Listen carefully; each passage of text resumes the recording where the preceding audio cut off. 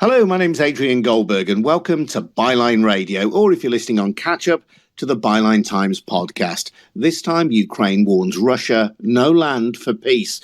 One of President Zelensky's advisors, Mikhailo Podolyak, has said there won't be any ceasefire that involves giving away Ukrainian territory, not least because making concessions now would only encourage Russia to launch an offensive later.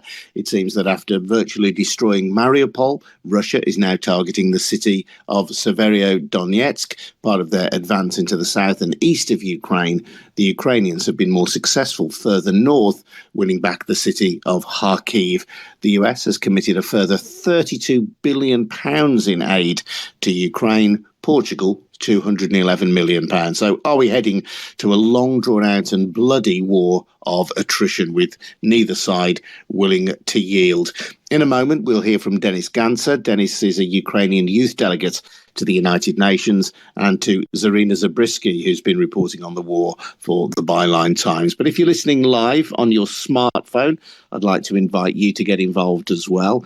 If you're listening on your Twitter app, in the bottom left-hand corner is a little purple microphone icon. If you want to join in when you've heard what Denys and Zarina have had to say, just tap on that.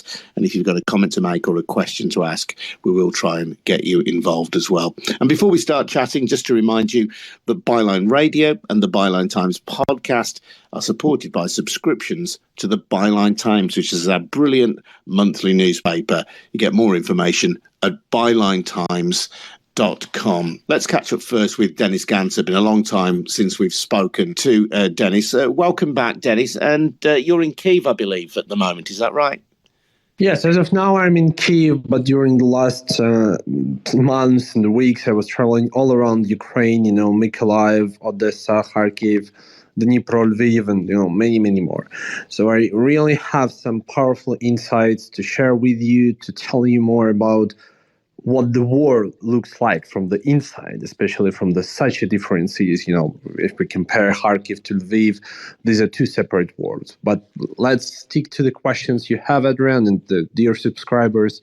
I'm more than happy to talk to you. Brilliant. And before we do that, let's welcome Zarina into the conversation as well, because Zarina, I know that you've been in Ukraine too. And where have you been since we last spoke on the Byline Times podcast and Byline Radio? Hi, Adrian, and hi, Denys. Nice to meet you. Hi, everyone. Thanks for joining. I just came back from Odessa yesterday. I'm in Zurich right now on my way to Davos to speak there about what Ukraine needs to win this war, basically, especially on disinformation front. And I took a 2 days, 2-night trip from Poland via Slovakia, Romania and Hungary, and through the ferry, and Ukraine with the humanitarian aid from Poland for a story. So I've seen a lot on the way, and I've been mainly in Odessa and the Odessa region this time, with plans of coming back after the conference, and that this time going to Mykolaiv and perhaps Kyiv as well. Yes, I know the conference you're referring to is the Davos conference. We may speak about that on another occasion. But Denys, talk me through then your perception of where the war is. I mentioned this comment today by a senior presidential advisor that Ukraine is not willing to discuss any kind of ceasefire so long as Russia is on its territory or makes demands upon its territory.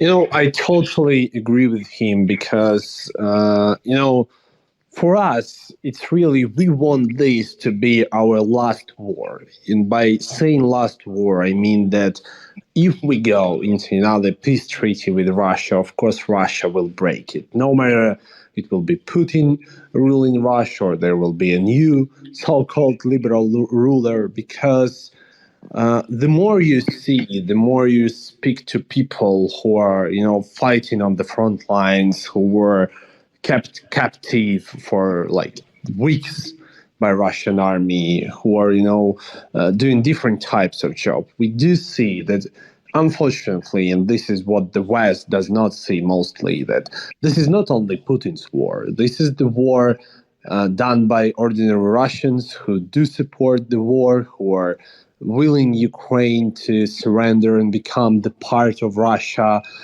And for us, winning this war, and by winning I mean bringing back all our territories, it has, it's the only chance for the future development, because we don't want to be the country which will be in a war for, tens of years, hundreds of years. And today we have this chance, together with your support, with the weapons you give us, with the humanitarian support, and with the willingness of ordinary Ukrainians, because mostly those guys in the army, they were before the 24th of February, some PR specialists, drivers, shop assistants, whatever. But right now, those guys are defending the whole of Europe here. And you've seen that Russia is threatening Finland and Sweden because of their joining NATO. They're talking about taking Baltics. They're talking about taking United Kingdom at some point with nuclear weapons. So it must be stopped this year by Ukrainian army. At the same time, Denys, there is a reality on the ground, isn't there, about Russian advances in the south and east of Ukraine. And I know that Ukraine has been successful in pushing back, for example, around Kharkiv, but in the south and the east, and of course Russia has already previously annexed Crimea, there is this really significant push by Russia, and they have a very powerful military. I cannot tell you a lot, of course, about what is happening inside, but believe me, in the coming weeks, you will see another process, because we are getting prepared for a very big counterattack on their army. We do understand the costs of this. We do understand what will be followed by this. But, if you say today to someone inside Ukraine that, guys, Macron and Scholz like to say that, guys, you need to think about this, about saving Putin's face, Putin's image. Believe me, no one wants to do this, because the things we suffered here through, and I'm speaking, not only the atrocities which you have noticed, we have already paid such a big price, because right now, of course, the economic situation in Ukraine is very tough. We are running low on fuel. We are running low on many things. The Ukrainian hryvnia is not very stable. But especially, as I'm talking to you right now, there is an airstrike alarm outside. I'm speaking about the sound terrorism. I'm speaking about what they have caused to our psychology, how we will retreat from this. We must make sure that, of course, we attack on them hard and we bring back only our territories. This is what we are saying for most. But right now, what is happening in Russia, if you were following the events, they are already at some point afraid that Ukrainian army will proceed to the border regions of Russia. You see that 3 months ago, they were speaking about totally taking Ukraine in 3 days. And today they are war experts for real in their media, which is not really the media, which is just the paid Russian propaganda. They are talking about, will Ukraine invade Russia? You see the difference. And today, when you're telling me that the Russians have proceeded in something, believe me, this is just the small part they have taken, because we have won the battle for Kyiv, we have won the battle for Kharkiv, we have probably won the battle for Odessa, Mykolaiv, and many, many more cities. Zarina, give us a little flavour of what you have seen and what you have witnessed on the borders of Ukraine. Right. Well, first of all, I want to 100%, 1000% back up absolutely everything that Denys has just said. I mean, I couldn't put it any better. It's really the mood is the same in all the areas I've been to. Ukrainians are willing to fight back and are not willing to go into any negotiations. And there's a talk of counter offensive, and I will mention a couple of official statements that just came in today, also from some people that I interviewed. But before I do that, I just want to say that the situation is harsh. When I entered Odessa region from the ferry, we took two ferries, and the last one was in Arlivka area. And all along the border with Romania, there's a transportation crisis. There are lines of trucks, and I interviewed the truck drivers who are stuck there for days and some are for weeks. And all of this is artificially created by the Russians, by their hostilities, by multiple actions, not just by exploding the bridges, but also by cutting down the supply of gasoline. Right now, there's a crisis. It's really hard to get gas in Odessa to go anywhere. I couldn't go visit and report from the site that was bombed because we couldn't get the car to go. Nobody had the gas. It's really hard to get. But what I want to say that despite all this, the prevalent mood is really upbeat, not defeatist. And I think the main difference here is that Ukrainians don't have the victim mentality. Ukrainians are fighting for themselves. They stand strong, even through all the suffering, even through all the air raids that can go for hours, interrupting your day, and could be very demoralizing. But people are out and about. They are doing everything to enjoy life, to stay normal, to rebuild immediately whatever is destroyed. The sites I went to that were shelled and bombed were being built back the next day. Their construction workers working on it.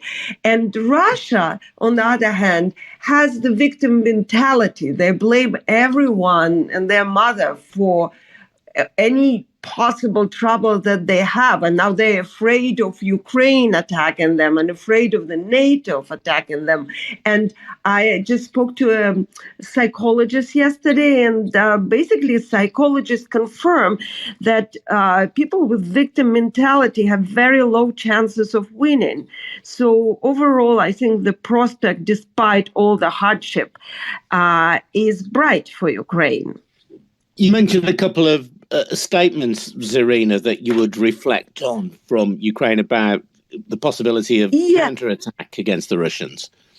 Yes, just this morning when I was preparing for my report for the conference, just very briefly, the head of the president's office, Andriy Yermak, stressed that, first of all, Ukraine is grateful for Lend-Lease, and also needs weapons without restrictions. And he said that Ukraine still needs the high-precision missiles and drones and air defense, missile defense systems, ammunition, still waiting for American multiple launch rocket system from the States. And there was another statement about the importance of the armament by Alexander Musenko, who is the director of the Center for Legal Research. And he also emphasized that the multiple launch rocket systems are needed and the artillery systems are very important. And this is consistent from military experts, the importance of artillery. And this is important to prevent the Russians from advancing in the south.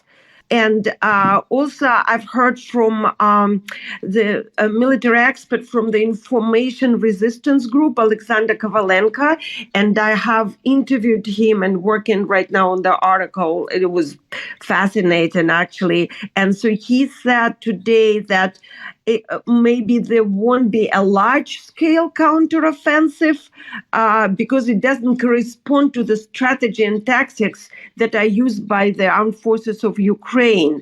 And that is because the Ukrainian army used tactics to save as many lives of their servicemen as possible. So there will be a smart counteroffensive, what I did use from that.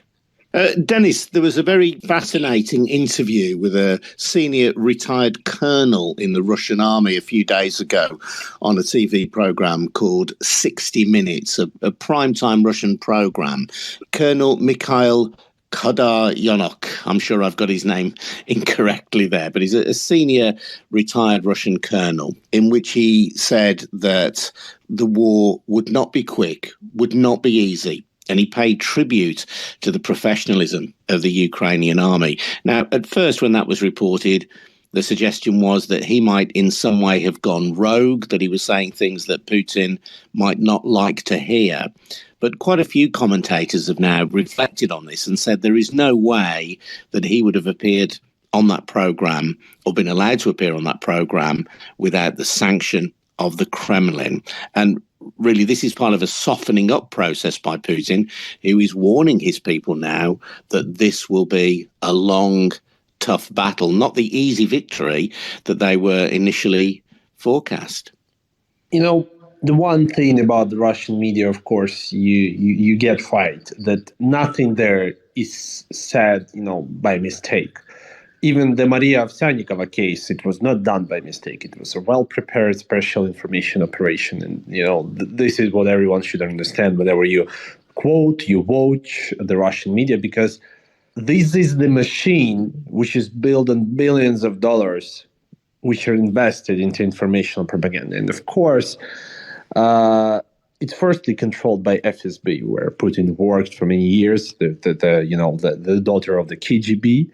And there are some, also specialists who are saying that maybe by small chance, this is not the Kremlin who is preparing the Russia for the long battle, but it can be the FSB just by themselves telling the things which the Kremlin won't like. Because what we are hearing from there, that of course Putin is going mad about what is happening in Ukraine, because the agent system which they were building for the tens of years in Ukraine, it has not proven itself to be productive.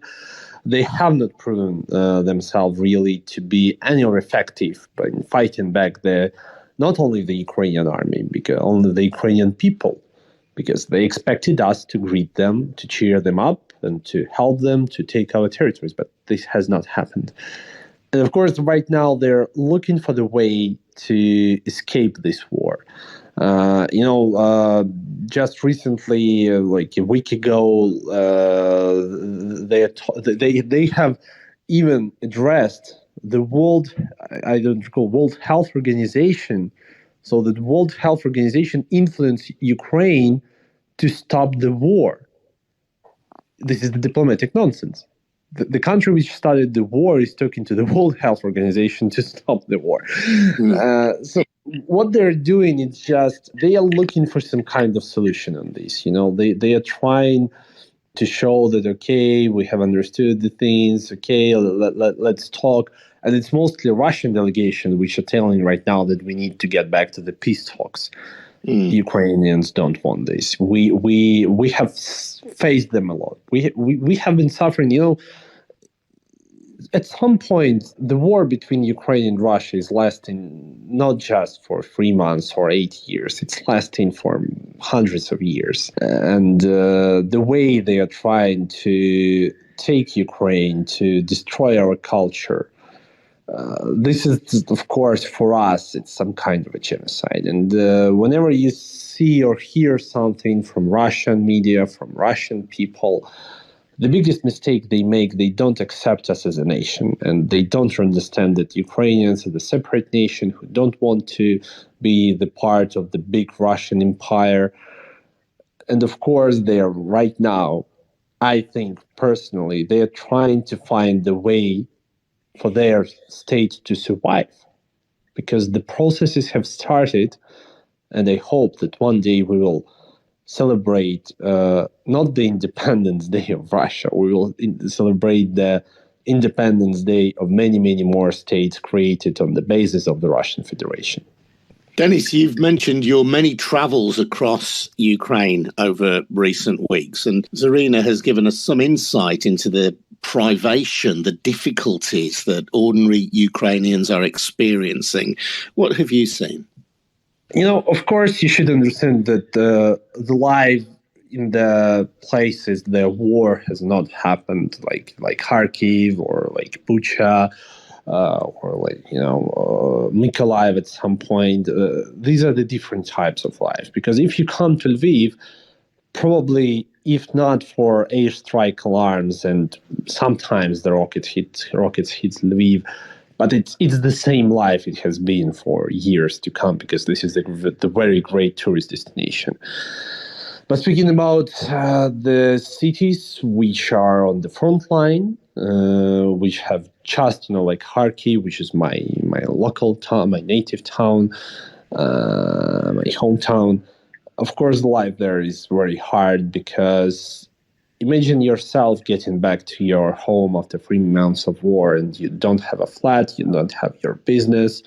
But what is really exciting, Ukrainians are opening back their businesses. And for instance, my favorite pub in Kharkiv just opened several days ago, and they have no windows because they were destroyed by the explosion. Right. But they're still working. They said that we have a summit race right now, so enjoy it. And we are adapting to this new reality. Of course, it's hard for us. Of course, it's hard to find all the people who worked for you before. It's hard to find sometimes the money, especially we're speaking about, businesses. Like logistics are, they're very hard. But with the bravery, Ukrainians, Ukrainian railways, Ukrainian drivers, Ukrainian post is working. The responsibility that people take is just wonderful, because you can send by post something from Kharkiv to Kyiv, and you will get this in less than 1 day in the times of war. This is just, how to explain this. And whenever you have an opportunity to come to Ukraine in these times, if you're interested in documenting something, in experience this, this German word zeitgeist, the run of the time, I do if you want to take up this risk, of course, come here and enjoy the time, because you will be really surprised by what is happening here. The country, which is at war, at the real war, is living its life, is adapting to the new reality, and this is nothing compared to any war before in the last years. If you compare the war in Ukraine to the war in Syria, these are the two different states, because the people here, they have the willing to live here, and they are taking the responsibility for everything happening. And Zarina, you've borne testimony before to the defiant spirit in the city of Odessa as well, a very strategically important city in Ukraine. You've been there a couple of times now, and you've already mentioned that defiance is clearly present on the streets and amongst the people you speak to, despite horrific incidents that you've witnessed, or the aftermath of which you've witnessed in Odessa. Yes, that's right. And again, the same thing that I have experienced this time, this second visit. And, Odessa is very, very close to my heart. So it was really painful. I was there as a child a lot. So it was really, really painful to see in March and April the closed streets, the closed stores, and now coming back, again, just like Denys said, there are restaurants opening up. There are cafes at Deribasovska, the main street, that are now serving customers outside. And yes, there are air raids. And after each air raid, you have to understand, you'll find out what has been damaged or destroyed, and if there were people killed. But there's a little girl riding on a pony, and a man playing a saxophone in the street. And I shared some of it on social media, and people are saying, how could it possibly be so normal? Is there really a war? And yes, there's really a war. I brought pieces of Russian missiles from the site I went to, and I've seen the houses that were completely destroyed and people who were injured, and talked to families of people who were actually murdered during the strikes. But the spirit is such that people open new restaurants under these conditions. And the lady who opened the restaurant showed me the plates that she didn't even have money to pay for the plates, but somebody loaned it to them. And so there are people there, and they're trying to live a normal life, to work, to enjoy it, and to protect their country from this invasion, from this horrific war. Denys, looking at the broader political picture, we know that countries close to Russia, Finland on its border, and Sweden are now seeking to join NATO, although, interestingly, one NATO member, Turkey, is pushing back against that. Is this, I just wonder whether from the Russian point of view, whether this will be seen as a provocation, whether they will say, look, this proves that NATO is seeking to expand and is seeking to post troops on our borders. Turkey has never been an easy country to negotiate with, especially from the European Union side. And, the reason I do think, of course, they just want to win some points for them. Like, for instance, they're talking a lot about that Sweden and Finland will not work with the Kurdistan Working Party. So for them, it's politics. Yes, but Turkey, sorry, Denys, to interrupt. People don't know the background, but Turkey's objection really seems to be about what they would regard as Kurdish rebels, people seeking independence for the region of Kurdistan within Turkey. Yeah. Yeah, and in the same case with Hungary blocking their oil embargo, they're just trying to win some money for them. Of course, this is the case for Russia to show something, to prove something. In Russia, unfortunately, people do not see the other part of the coin. And unfortunately, there are no, good media which can show another opinion, because there is only one way. They can use everything for propaganda, If by some chance right now there will be a Russian propagandist listening to Byline Times radio, even from this content we discussed with you, he can make some big story that, people are discussing tearing up Russia in pieces. The West is going against us. They are just, they're just trying to prove to their people that you must see the whole world is against us, that we are fighting against the whole world.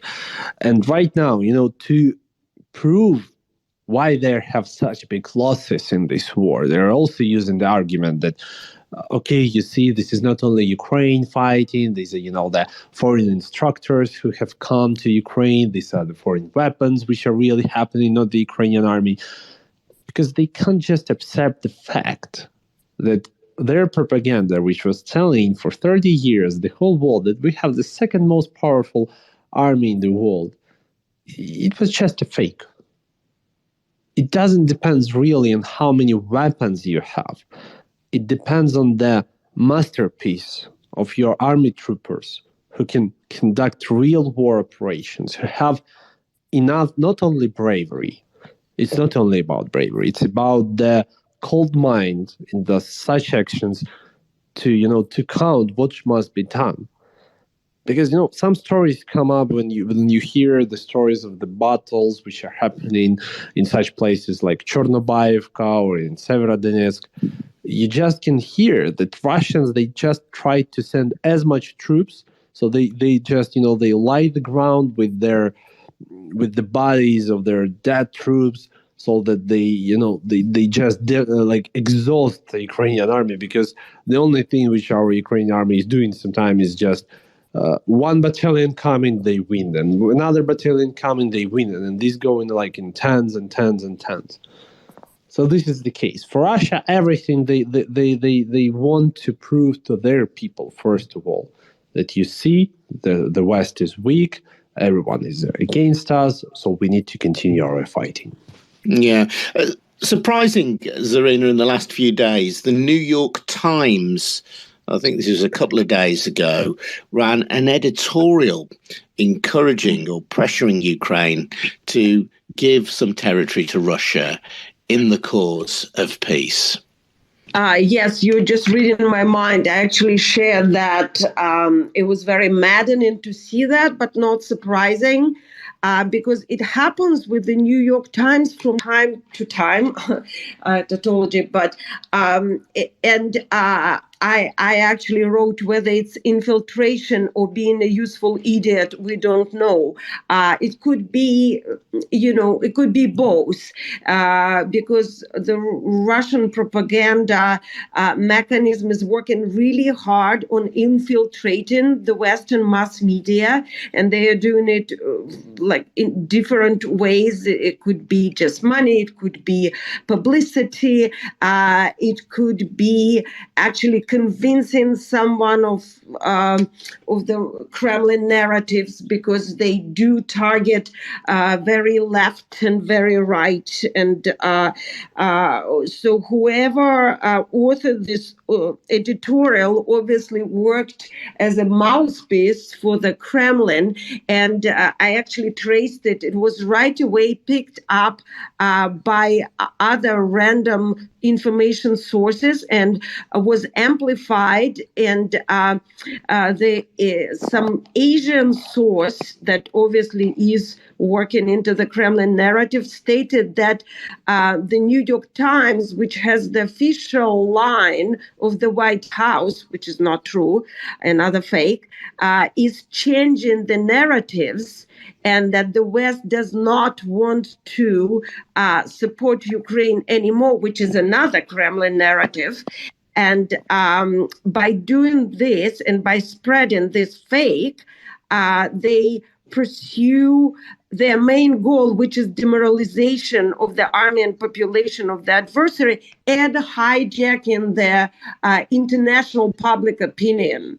And they're always working on it. And we've seen that and seeing this constantly in the headlines. I'm trying to address that and trying to fight that tendency when the journalist, without thinking, coin beautifully sounding or clickbait sounding headlines that sound something like Azov battalion surrenders.